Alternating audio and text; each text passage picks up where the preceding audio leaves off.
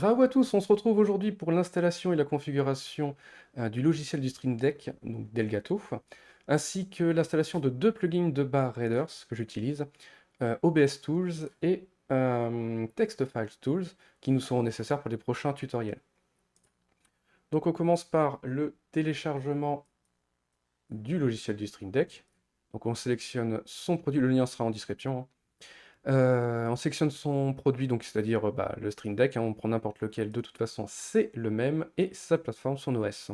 Tout simplement, enregistrer, yes. Ça va nous envoyer dans mes téléchargements un MSI. On installe tout ça. Tac, voilà. Suivant, suivant, suivant, il n'y a rien de précis. Ouais, rien de particulier dans ce logiciel-ci. Merci de télécharger. Et on se retrouve du coup avec le logiciel d'installer.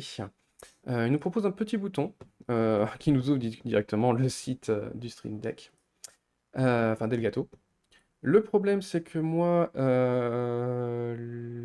mon Stream Deck n'a pas démarré. On va regarder si j'ai besoin de débrancher et le rebrancher. Dans tous les cas, on va commencer par la configuration. Donc j'ai déjà la dernière mise à jour, donc rien de spécifique. Vous lui donnez un petit nom si vous en avez plusieurs, c'est plus facile pour les retrouver. Les profils vont servir si jamais vous streamez sur plusieurs plateformes, voir si vous streamez, vous faites des enregistrements, ou du montage. Vous pouvez adapter des profils différents pour avoir des boutons différents sur chacun des profils que vous utilisez. Et ou vous gérez ça dans des pages, hein, c'est comme vous voulez. Et bien sûr, compte, il faudra rajouter votre compte Twitch si vous streamez sur Twitch ou YouTube si vous streamez sur YouTube. Ne répond pas. Voilà, donc après un redémarrage de PC, on peut ajouter son compte Twitch ou YouTube si vous streamez sur YouTube. Et voilà, le compte est lié maintenant au Stream Deck, donc il va pouvoir agir directement sur votre compte Twitch. Donc c'est tout simple. Ensuite, l'installation des deux plugins de Bar Raiders. Donc le premier, hop, je vais directement sur le site, c'est OBS Tools. Donc il va nous donner pas mal d'outils supplémentaires pour agir sur OBS, qui est bien nécessaire vu que ce qui est donné de base par le Stream Deck ne suffit pas. Donc depuis la dernière version, ils ont directement beaucoup de plugins, d'icônes et de musique téléchargeables directement depuis le store du Stream Deck. Et on va pouvoir installer les plugins de Bar Raiders, que je mets aussi, je vais mettre le lien en description. Donc, installer OBS Tools. Yes.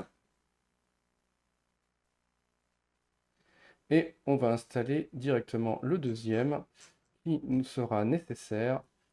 C'est Text File Tools, qui va juste nous permettre la manipulation de fichiers texte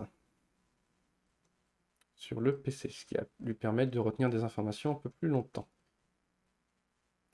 Pour Touch Portal, hop, yes.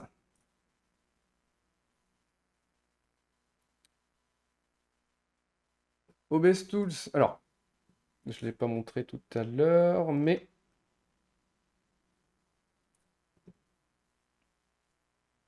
concernant la connexion donc, du Stream Deck envers OBS, il va installer son propre plugin, donc il n'y a rien à faire, tout simplement. Par contre, les plugins du Stream Deck, eux, ont souvent besoin du WebSocket. C'est d'ailleurs pour ça qu'il faut installer la dernière mise à jour du WebSocket, sinon les plugins fonctionnent mal ou pas du tout, d'ailleurs, pour certains, avec. Alors, après une dizaine de plantages, j'ai réinstallé le logiciel et ça fonctionne beaucoup mieux. Bon, je ne sais pas ce qui s'est passé lors de la première installation, mais si du coup, quand vous branchez votre Stream Deck, il n'affiche rien depuis le début, même après un redémarrage, je vous invite à le réinstaller.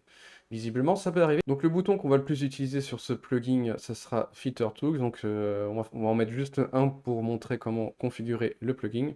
Donc je vais mettre Filter Tools. Hop. Cela va nous ouvrir un écran supplémentaire pour une installation rapide et simplifiée du plugin BarRaider avec OBS, qui n'est pas lancé. Je vais lancer OBS. Mieux vaut lancer OBS avant, voilà. Sinon, ça ne marche pas. Alors, justement, dans Outils d'OBS, WebSocket, vous avez, après l'installation, eu un port et un mot de passe à renseigner. Et ici, vous allez pouvoir renseigner ce qu'il va piloter. Donc 127.0.0.1, vous laissez si le Stream Deck et OBS sont sur le même PC.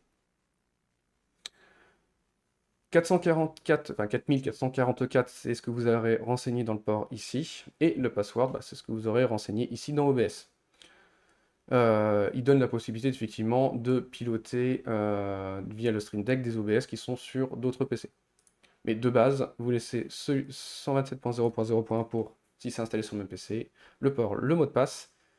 Hop, on valide ça. Et normalement, il va se connecter. Voilà, directement, je suis connecté. Et ensuite, vous pouvez en faire ce que vous voulez. Hein. Et normalement, tac, il va pouvoir changer les filtres de scène. Voilà, j'ai la scène, effectivement, mais j'ai pas de filtre dessus, donc pour l'instant, il n'y a rien. Et donc voilà pour la simple installation et configuration du logiciel de Stream Deck avec ces deux plugins qu'on va beaucoup utiliser. J'espère que cette vidéo vous a aidé et on se retrouve sur la chaîne pour la prochaine vidéo.